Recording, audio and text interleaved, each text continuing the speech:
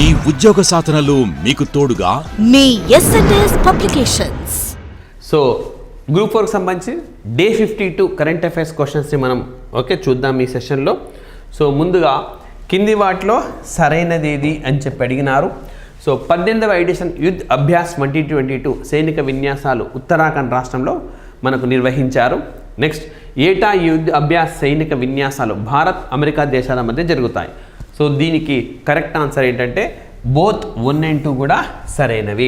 So భారతదేశం చాలా దేశాలతో ఇలాంటివి యుద్ధ విన్యాసాలు నిర్వహిస్తూ ఉంటుంది. కొన్ని 3 దేశాలతో కలిపి ఉన్నాయి. కంపల్సరీగా యుద్ధ విన్యాసాలకు సంబంధించి డేస్ అండ్ ఈవెంట్స్కి సంబంధించి ఎగ్జామినేషన్లో క్వశ్చన్స్ అనేవి కంపల్సరీగా వస్తాయి. ఇలా కరెంట్ అఫైర్స్ ఇష్యూస్లో భాగంగా మీరు ఏం చేయండి అంటే ముందు ఒక దేశం రాసుకొని ఆ దేశంతో నిర్వహించే అన్ని రకాల సైనిక విన్యాసాలు అవి నేర్చుకున్న తర్వాత ఎప్పుడైనా ఇట్లా డేట్స్ ఎక్కడ నిర్వహించారన్నది ఈజీగా నేర్చుకోవచ్చు, రైట్. అండ్ నెక్స్ట్, ఇటీవలే వెలువడిన పర్యావరణ మార్పు ఆచరణ సూచీలో, so environment change and implementation అంటాం. సో ఈ సూచీలో భారత్ 8వ స్థానంలో నిలిచింది అని అడిగితే, సో మనకు భారతదేశం ఈ సూచీలో 8వ స్థానంలో ఉన్నది, 8th ప్లేస్లో ఉంది. సో చాలా చాలా ఇంపార్టెంట్. మనకు సూచీలు, ర్యాంకింగులు, యుద్ధ విన్యాసాలు, డేస్, ఈవెంట్స్, ఈ 3 అంశాలపైన ప్రశ్నలు లేకుండా ప్రశ్నాపత్రం ఏదైనా సరేది గ్రూప్ 1 దగ్గర నుంచి గ్రూప్ 4 దాకా ఏ ఎగ్జామినేషన్లో అయినా కంపల్సరీగా అడుగుతారు. కాబట్టి దీనికి ఆన్సర్ గుర్తుపెట్టుకోండి. అండ్ నెక్స్ట్, కింది వాటిలో సరైనది ఏది అని చెప్పి మనకు క్వశ్చన్ అడిగారు. So 1973 association of tennis professionals rankings మొదలయ్యాక మొదటి స్థానాన్ని దక్కించుకున్న పిన్న వయస్కుడిగా స్పెయిన్ దేశానికి చెందిన కార్లోస్ అల్కరాస్ గుర్తింపు పొందారు. ఎగ్జాక్ట్లీ ఇది సరైన స్టేట్మెంట్ ఇది. అండ్ అదేవిధంగా ఇప్పటి వరకు లీటస్ హెవిట్ 2001లో ఆయన 20 ఏళ్ళ 214 రోజులప్పుడు ఆయన రికార్డు ఉండింది. ఆ రికార్డును ప్రస్తుతం మనకు స్పెయిన్ దేశానికి చెందిన కార్లోస్ అల్కరాజ్ బ్రేక్ చేశారు.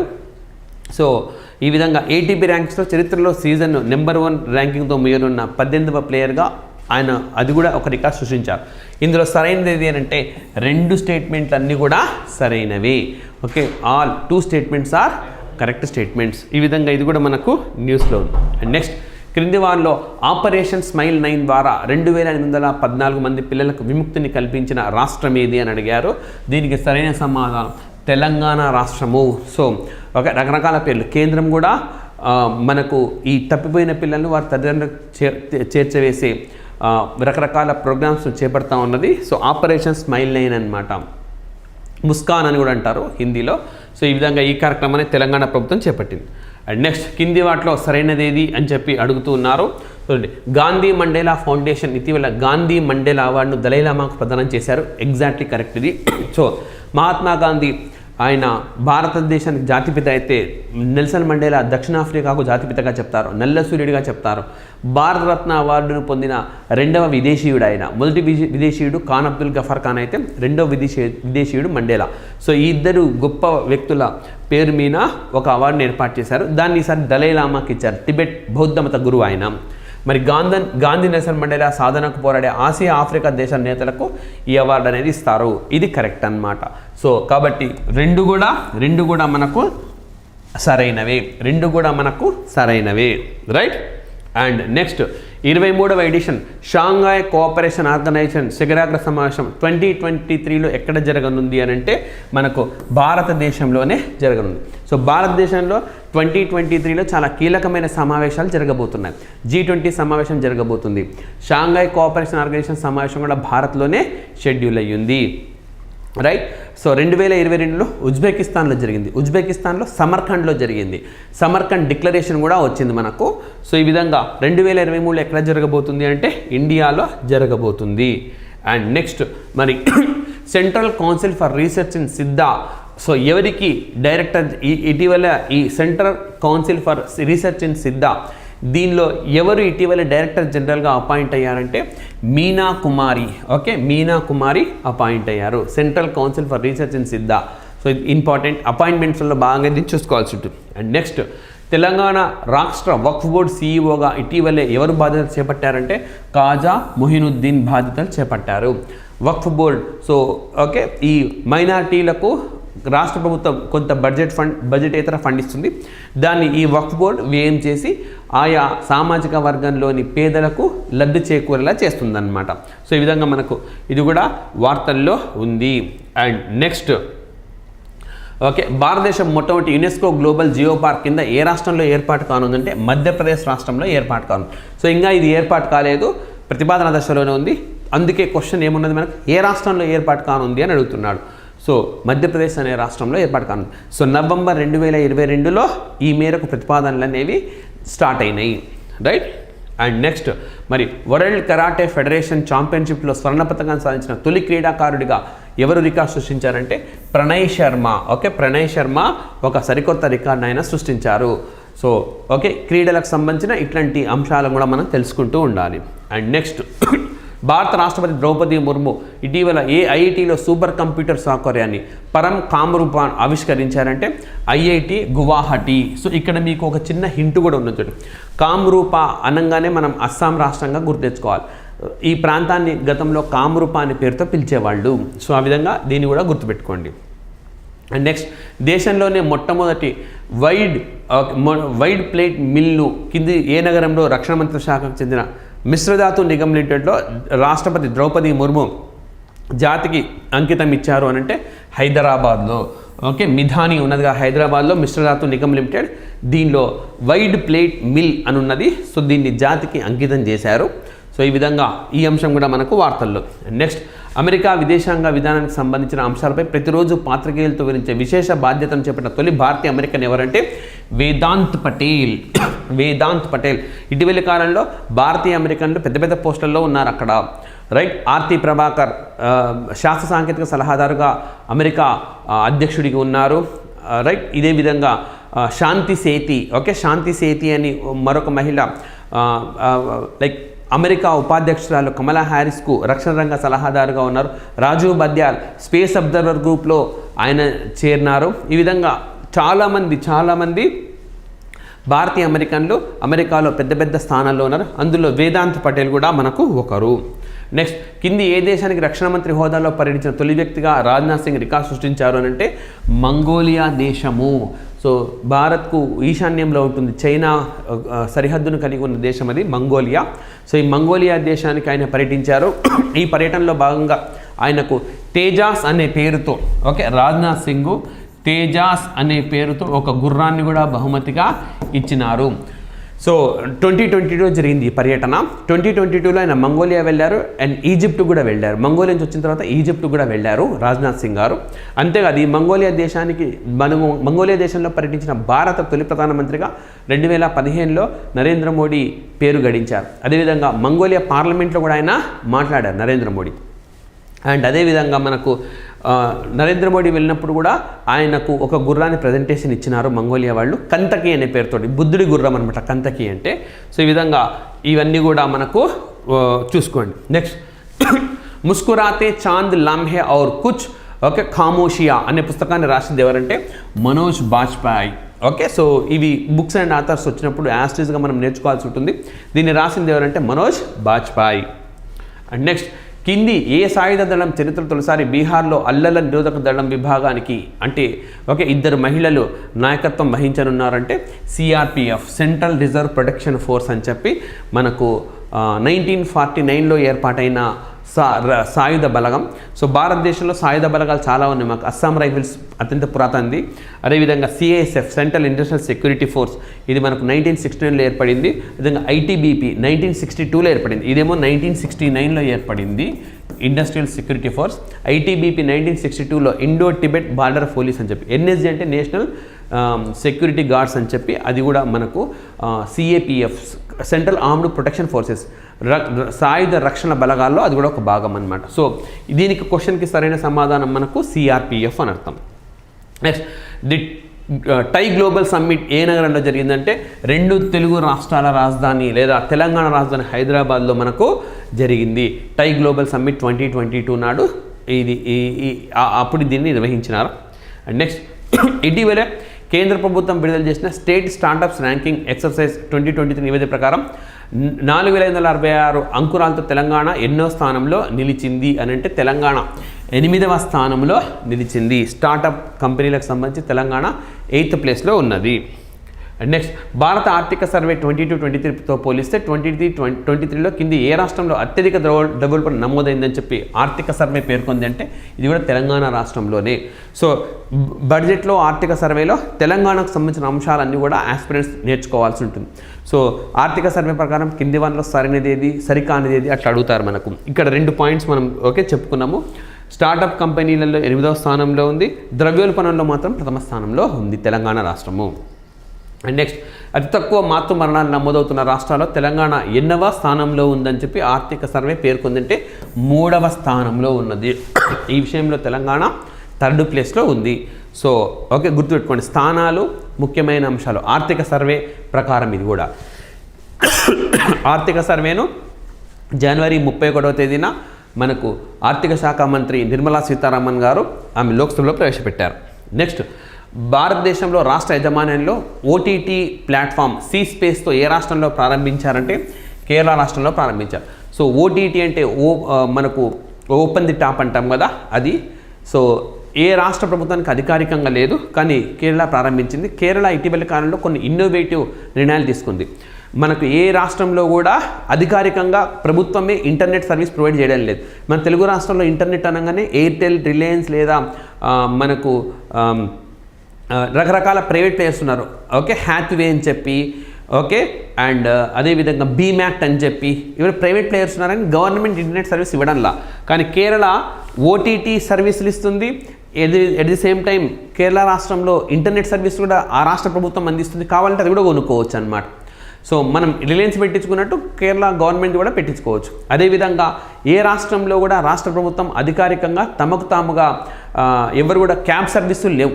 రైట్, మనకు క్యాబ్ సర్వీసులు అనగానే అన్ని ప్రైవేట్ క్యాబ్ సర్వీసులే ఉంటున్నాయి మనకు. సో కేరళ ప్రభుత్వం అధికారికంగా క్యాబ్ సర్వీస్ను కూడా తీసుకొని వచ్చింది. అంటే కేరళ ప్రభుత్వం అధికారికంగా 2022లో క్యాబ్ సర్వీసులు తెచ్చింది, ఇంటర్నెట్ సర్వీస్ ప్రొవైడ్ చేస్తుంది. తన సొంతంగా ప్రభుత్వం ఓటీటీ సేవలను కూడా తీసుకొని వచ్చింది. రైట్, సో గుర్తుపెట్టుకోండి. అండ్ నెక్స్ట్ భోపాల్ వేదికగా జరిగిన 12వ హాకీ సీనియర్ మహిళా జాతీయ ఛాంపియన్షిప్ 2020 టైటిల్ ఎవరు గెలుచుకున్నారంటే ఒడిస్సా రాష్ట్రానికి చెందిన జట్టు గెలుచుకున్నది. రైట్. అండ్ నెక్స్ట్ కింది ఏ దేశం చంద్రుడిపై రహదారులు నిర్మించేందుకు రూపొందించిన సాంకేతికను పరిశీలించింది అంటే చైనా దేశం విజయవంతంగా దీన్ని పరిశీలించింది. రైట్. అండ్ నెక్స్ట్ భారత సైన్యం 73,000 SIG-21 అస్సాల్ట్ రైఫిల్స్ను కింది ఏ దేశం నుంచి కొనుగోలు చేయనుంది అనంటే అమెరికా దేశం నుంచి కొనుగోలు చేయనుంది. అస్సాల్ట్ రైఫిల్స్ని ఎక్కడి నుంచి కొనుగోలు చేయనుందంటే అమెరికా దేశం నుంచి కొనుగోలు చేయనుంది. నెక్స్ట్ కింది వారిలో ఎవరు ఇటీవల ఇజ్రాయెల్ దేశానికి రాయబారిగా నియామకమయ్యారని అడుగుతున్నారు. సో సంజీవ్ కుమార్ సింగ్లా రాయబారి. అయితే రైట్, ఇలా రెగ్యులర్గా దేశాలకు రాయబారులు నియామకం జరుగుతుంటుంది. పెద్దగా ఫోకస్ చేయకండి, జస్ట్ గ్లాన్స్ చేసి వదిలేయండి. సో నియామకాల్లో పెద్దగా ఇంపార్టెంట్ కాని అంశంగా మనం దీన్ని చెప్పుకోవచ్చు. అండ్ నెక్స్ట్ ట్విట్టర్కు పోటీగా ట్విట్టర్ సహవ్యవస్థాపకుడు జాక్ డోర్సీ ఆయన ఏ పేరుతో సోషల్ నెట్వర్క్ యాప్ను ప్రారంభించారు అని అంటే అది బ్లూ స్కై పేరుతో ఆయన యాప్ సర్వీస్ను ప్రారంభించినారు. అండ్ నెక్స్ట్ మరి కింది వాళ్ళలో సరైనది ఏది గుర్తించండి అంటున్నాడు. పేటీఎం మేనేజింగ్ డైరెక్టర్ CEOగా విజయ్ శేఖర్ శర్మ అపాయింట్ అయ్యారంటున్నాడు. ఇది కరెక్టే, ఇది సరైన స్టేట్మెంట్. నెక్స్ట్ పేటీఎం సంస్థను 2010లో స్థాపించారు. మూడో స్టేట్మెంట్ పేటీఎం ప్రధాన కార్యాలయం నోయిడాలో ఉందన్నారు. సో ఇవన్నీ కూడా కరెక్టే. ఈ క్వశ్చన్కు సంబంధించిన ప్రతి స్టేట్మెంట్ కూడా మనకు సరైనదే. అండ్ నెక్స్ట్ నోబెల్ బహుమతి అయిన జోస్ రామోస్ హుర్టా ఏ దేశానికి అధ్యక్షుడిగా నియామకం అయ్యారంటే ఈస్ట్ టైమూర్, తూర్పు టైమూర్. ఈ దేశం ఇటీవల కాలంలో పెద్ద ఎత్తున మనకు వార్తల్లో ఉన్నది. మనకు ఏషియన్ అనే ఒక సమూహం ఉన్న సంగతి మీకు తెలిసింది. Asian association of south east Asian nations, ఆగ్నేయ ఆసియా దేశాల కూటమి అని ఉన్నది. ఆ కూటమిలో కూడా ఇది చేరబోతుంది. అదేవిధంగా జోస్ రామోస్ హుర్టా అని చెప్పి ఈ దేశానికి అధ్యక్షుడిగా నియామకమయ్యారని కాబట్టి గుర్తుపెట్టుకోవాలి. ఇలా వార్తల్లో ఉండే దేశాలు, కూటమిలో చేరుతున్న దేశాలు ఏ అంశం రీత్యా అవి మనకు తెరపైకి వచ్చినా మనం వాటిని గుర్తుపెట్టుకోవాల్సి ఉంటుంది. భారత్కు చెందిన యూనికార్న్ కంపెనీ బైజూస్ ఇటీవలే ఎవరిని తొలి బ్రాండ్ అంబాసిడర్గా ప్రకటించింది అంటే లయనల్ మెస్సీని ప్రకటించింది. లయనల్ మెస్సీని తమ బ్రాండ్ అంబాసిడర్గా ప్రకటించింది. అండ్ నెక్స్ట్ ప్రపంచ ఆర్థిక వేదికకు సంబంధించి కింది వాటిలో సరైనవి ఏవి అంటున్నాడు. ప్రపంచ ఆర్థిక వేదిక 1971లో ఏర్పాటు చేశారు ఎగ్జాక్ట్లీ. దీన్ని స్విట్జర్లాండ్లోని కాలోగ్నీలో ఉంటుంది దీని ప్రధాన కార్యాలయం. జెనీవాకు చాలా దగ్గరలో ఉంటుంది. దీని వ్యవస్థాపకుడు ఎవరంటే క్లాస్ వాబ్. సో తెలంగాణ రాష్ట్రానికి చెందిన మన రాష్ట్ర ఐటీ పురపాలక శాఖ మంత్రి కేటీఆర్ సమావేశాలకు కూడా హాజరయ్యారు. పెద్ద ఎత్తున పెట్టుబడులను కూడా ఆకర్షించగలిగారు. సో దీనికి సంబంధించి మనకు అన్ని సమాధానాలు కూడా సరైనవి.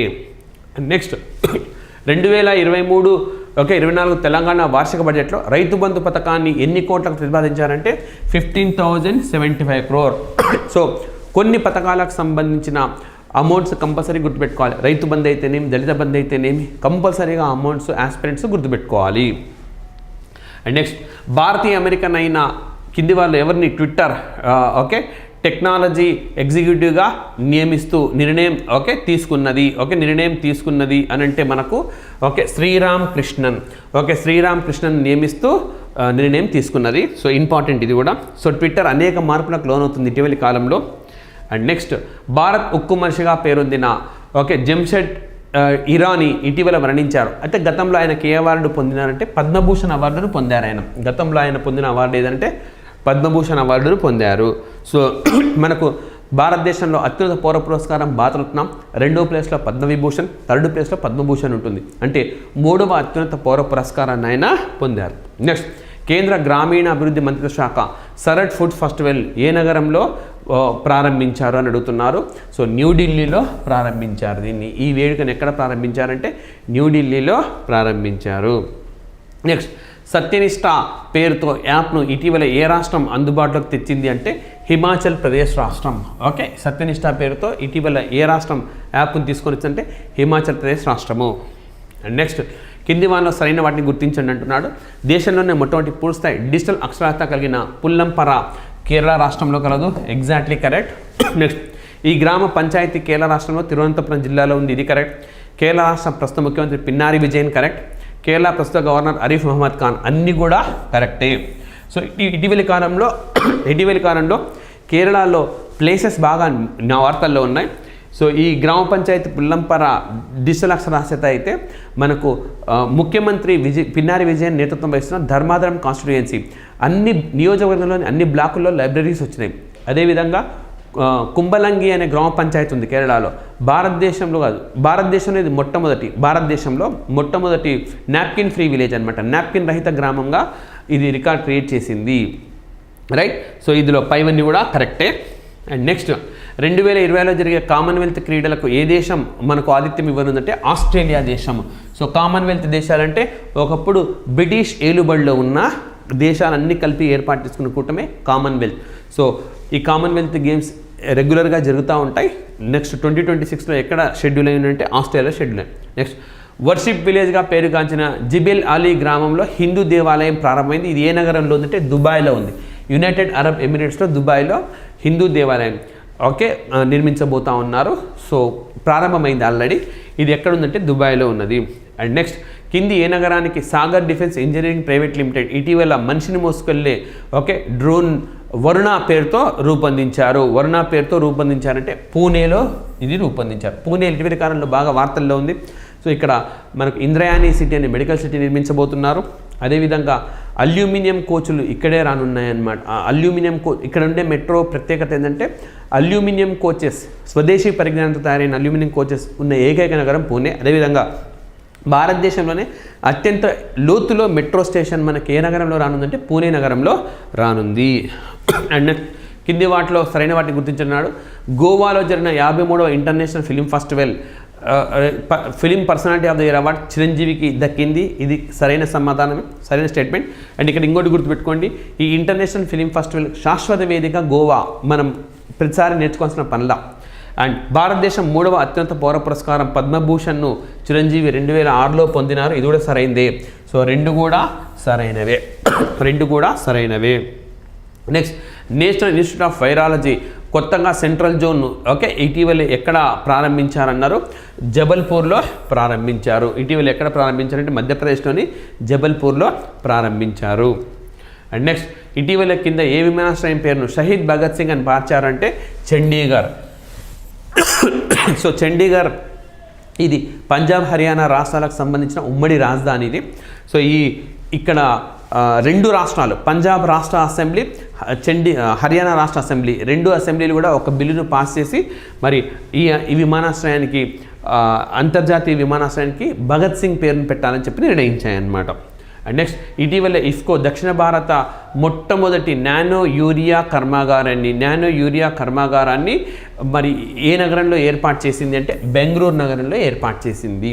ఓకే, ఇఫ్కో వాళ్ళు మొట్టమొదటి నానో యూరియా కర్మాగారం బెంగళూరులో వచ్చింది. నెక్స్ట్, స్వతంత్ర భారతదేశ తొలి ఓటర్గా వికాసించిన శ్యామ్ చరణ్ నేగి 106 సంవత్సరాల వయసులో మరణించారు. ఆయన ఏ రాష్ట్రానికి చెందినవారంటే హిమాచల్ ప్రదేశ్ రాష్ట్రానికి చెందినవారు ఆయన. సో ఈయన హిమాచల్ ప్రదేశ్లో ఎన్నికల సంఘానికి బ్రాండ్ అంబాసిడర్ కూడా పనిచేశారు. సో ఈయన 1951 నుంచి ఓటు వేస్తూ వచ్చినారనమాట. అన్ని ఎన్నికల్లో ఓటు వేశారు. భారతదేశం మొట్టమొదటి ఓటర్గా ఆయన పేరును కూడా దక్కించుకున్నారు, శ్యామ్ చరణ్ నేగి. ఇటీవల ఆయన మరణించినారు. అండ్ నెక్స్ట్, భారత ఎన్నికల సంఘం ఇటీవల కింది వారిలో ఎవరిని నేషనల్ ఐకాన్గా ప్రకటించింది అని అంటే మనకు పంకజ్ త్రిపాఠి. ఓకే, పంకజ్ త్రిపాఠిని నేషనల్ ఐకాన్గా నియమించింది. నెక్స్ట్, 22వ లా కమిషన్ చైర్మన్గా నియమితులైన రితురాజ్ అవస్థి ఏ రాష్ట్ర హైకోర్టుకు ప్రధాన న్యాయమూర్తిగా పనిచేశారంటే కర్ణాటక రాష్ట్ర హైకోర్టుకు పనిచేశారు. సో ఇక్కడ అలహాబాద్ హైకోర్టు భారతదేశంలోనే సంఖ్యాపరంగా అది ఎక్కువ మంది జడ్జీలు ఉన్నది, రైట్.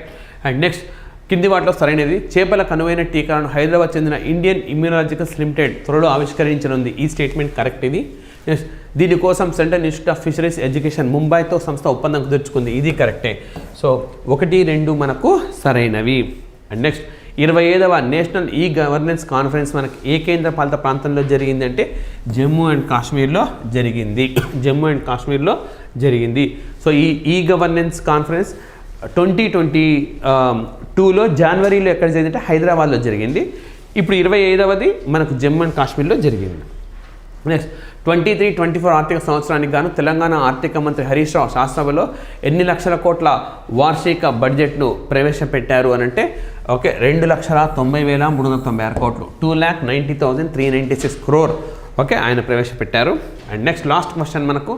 సో 23-24 తెలంగాణ వార్షిక బడ్జెట్లో 2018 ఎన్నికల హామీలు అమలు లక్ష్యంగా ఎన్ని వేలలోపు రుణమాఫీ చేసేందుకు ₹9350 కోట్లను కేటాయించారంటే ₹90,000 లోపు రుణాలను మాఫీ చేయడానికి 6,380 కోట్లను కేటాయించారు. సో ఇది ఓకే ఈ క్వశ్చన్కి సంబంధించిన ఎక్స్ప్లెనేషన్. Thank you.